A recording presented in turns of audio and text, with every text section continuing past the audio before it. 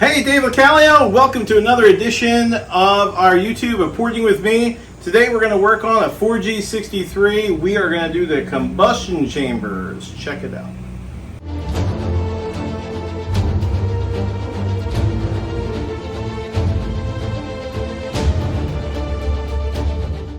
So you might be asking yourself, why the hell is this guy doing the chamber? Well, let me show you what's going on here.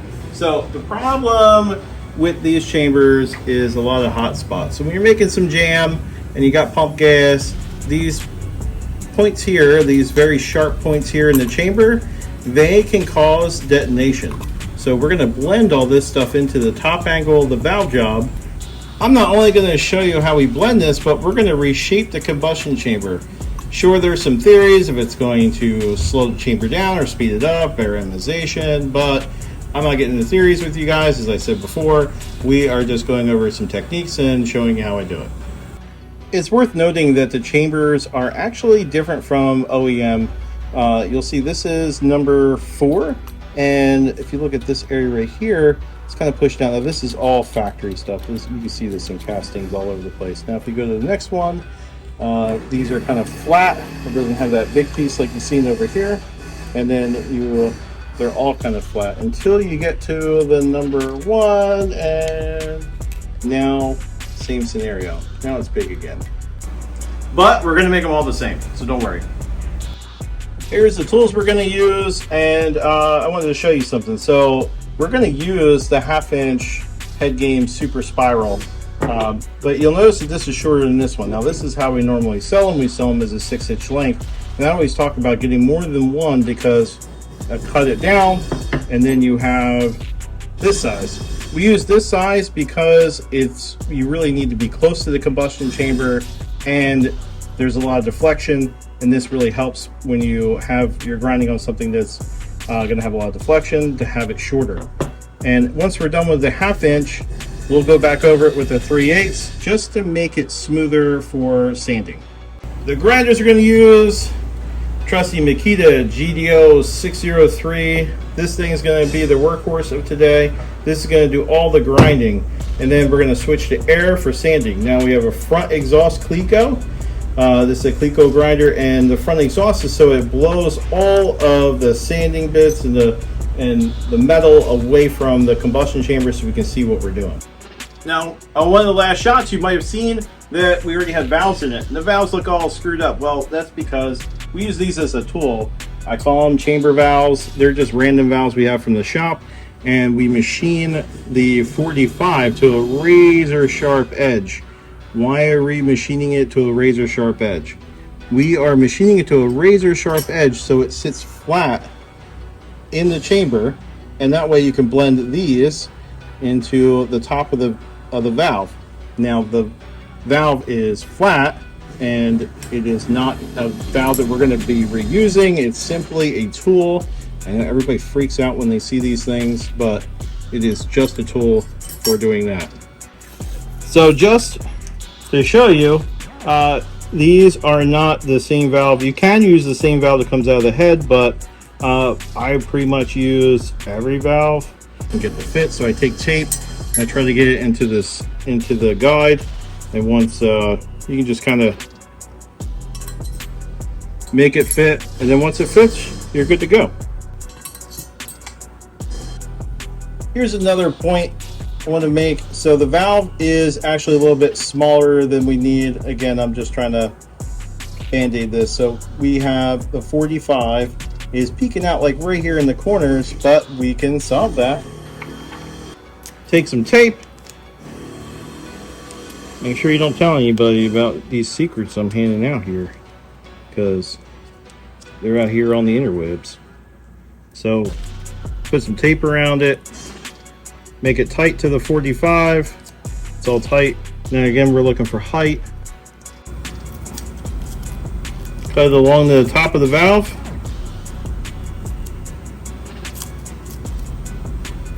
And now we added height. And you can see the 45, it's hidden because the height of this is taller, and now it hides the 45, and we're good to go, and we can blend this in without having to worry about hitting anything on the seat. By getting rid of those hot spots, we're going to be able to run a little bit more timing, which is going to bring the EGTs down, and obviously that's going to make more power, especially for you pump gas guys. Ready to go. All right, we got the 1/2 inch Super Spiral HeadGames burr in the GDO 603 from Makita, and we're going to grind on this combustion chamber so I can show you what we're doing here.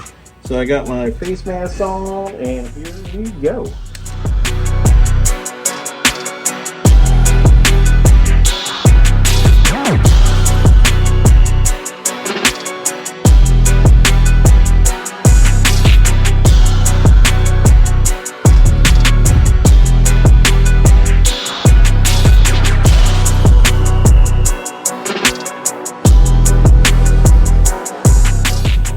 One thing you'll see here is that I did not do the entire chamber. We're just roughing it in.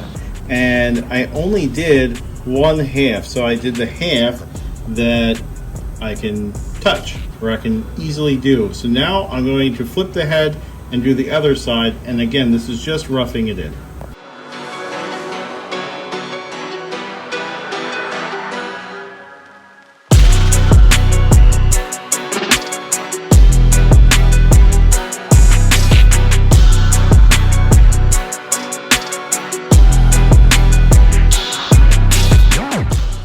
You might be asking yourself, how's that dude going to get into the corners? Well, I decided to show you. I use our Burrs. I don't know how else to say it, but it's our 1/4 inch burr, and this is perfect for blending in just the corners.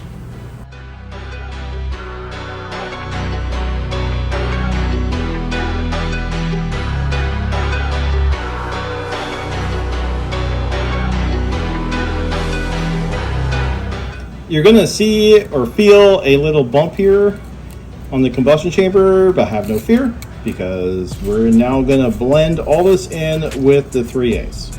Next up is the 3/8 double cut burr. Now this is a burr that we usually use for steel. Well, actually we don't use it for steel because, well, we don't grind steel, but it makes for a very fine finish. I take the electric grinder and I'll put it in the bull lube, and I put it in the lube because, again, it's not made to work with aluminum, and I really want a nice smooth finish, and this will provide that.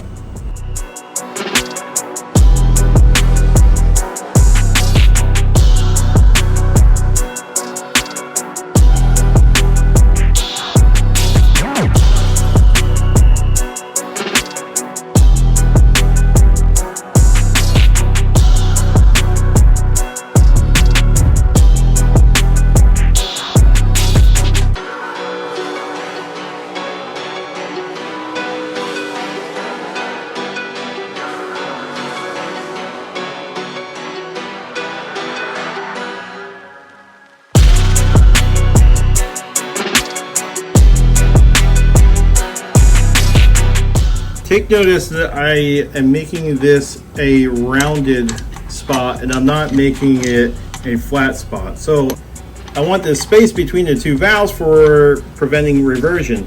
During reversion, both valves are opening at the same time, intake and exhaust, and sometimes you'll get some contamination here, and I just try to prevent it by having over here is a bump, and then over here is a bump. Now these bumps are already here from the factory, and all I'm doing is keeping them and just shaping them. And you'll see here that what I do is I go up to the bump on both sides, and then I blend it over. I don't just grind and go back and forth. You don't want to do that, because then you're pretty much just going to make it flat. So we're going to make a trench, you make a trench, and then you go back over it. And on the back side of the valve, you'll notice that all I did was blend this part in here. So you can kind of see it over here. It's a sharp point, and the shape is pretty much there. So you're not really reshaping the whole thing. You're not reinventing the wheel. You can, if you need to know the exact height. I mean, I just do this because I'm experienced, and I do this until it all blends in. But if you need to marker this all up, I would say use some Dykem, get a tape measure, or not a tape measure, but a ruler, and try to make your lines so you know exactly where you are. I know I'm making it look easy, but you can do this.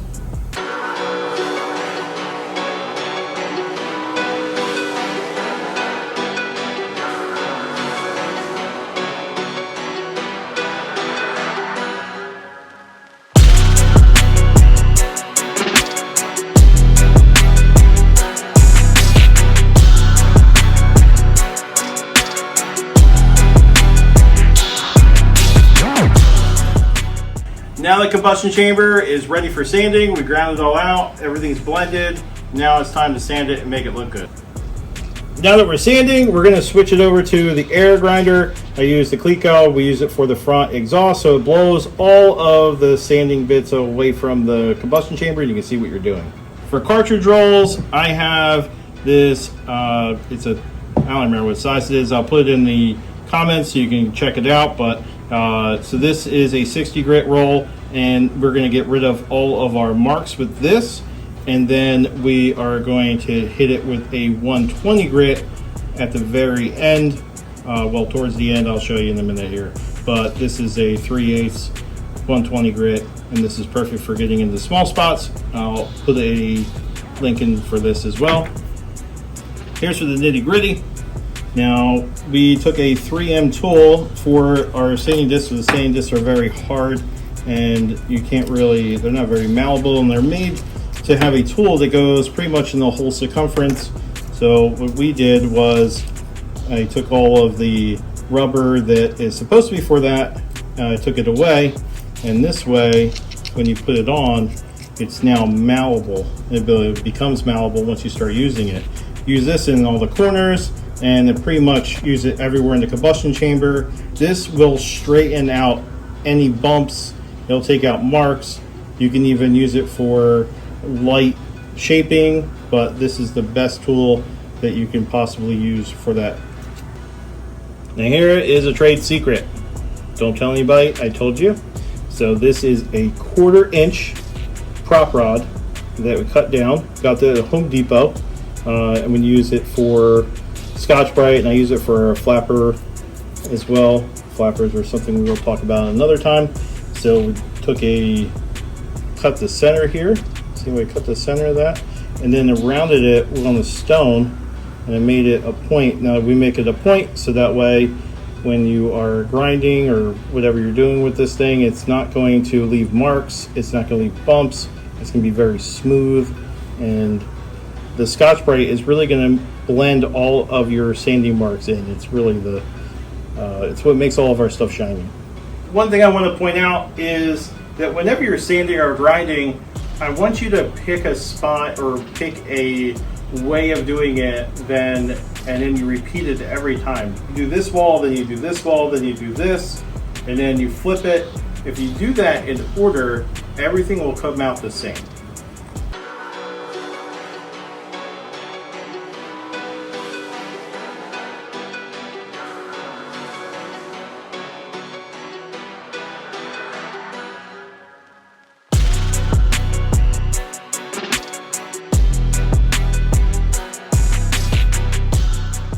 When you get down to this point here, it's important that you do an X pattern. So if you do this the whole time, what you're going to do is you're going to make like a rounded spot, and it's not going to be straight. But I like my combustion chambers to have a straight line. So what I'll do is I'll grind it in an X pattern, and that's what makes it straight.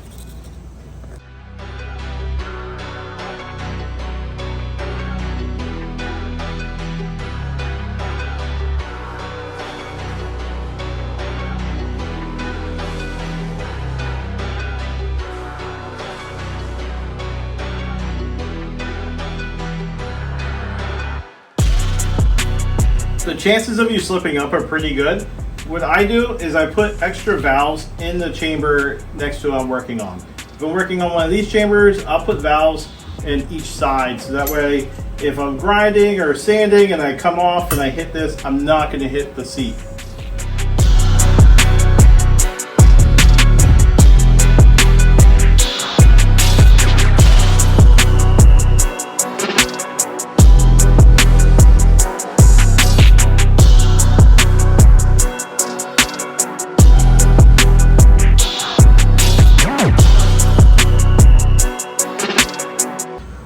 Now we're off to the sanding disc. Again, we're going to be able to make the sanding disc. We're going to go in here, and it's going to make everything very, very smooth.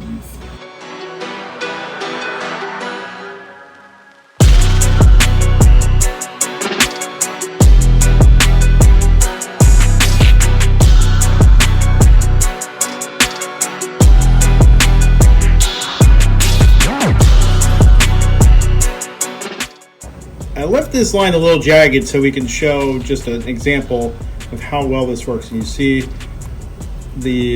it's not like completely straight on this back wall, but we're going to make it straight with that 3M disc.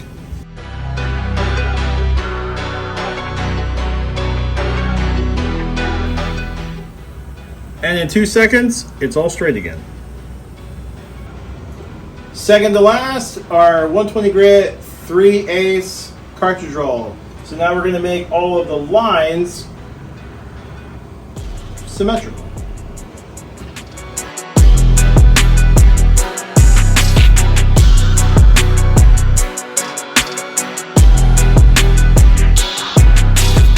This is a Sioux air regulator. This is what I'm using for the Cleco grinder. Now, when we go into a finish sanding situation, whereas you might be all the way open for a grinding or like a rough sand, I suggest you go maybe halfway to closing or slow the grinder down, and it will actually give you a better finish than leaving it open, and also the cartridge roll will last longer.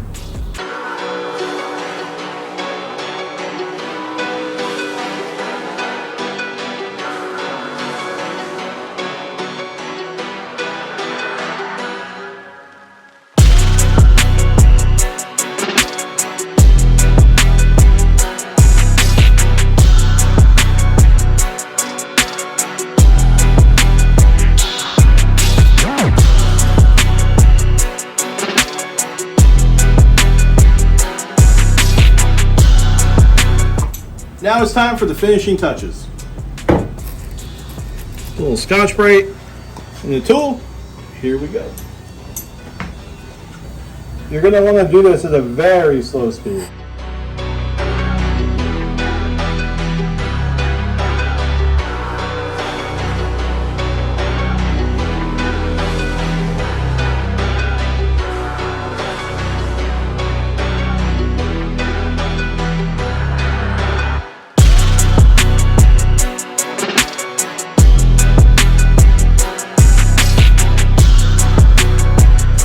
If you don't have the means to make that piece I was talking about, the flapper, you can just take a piece of Scotch-Brite and you can really just do it by just your fingers. Just push it.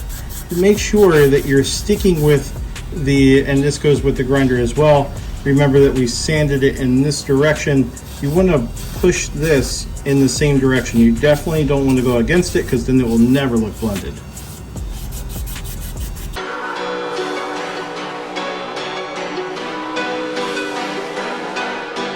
So that concludes today's lesson on how to do a combustion chamber. I hope you all enjoyed it. Like and comment, subscribe to our channel, because we're definitely going to be posting more of these. And I'd love to hear from you guys. Tell me what you really want to see, and we'll do our best to make a video of it. Talk to you next time. Toodles.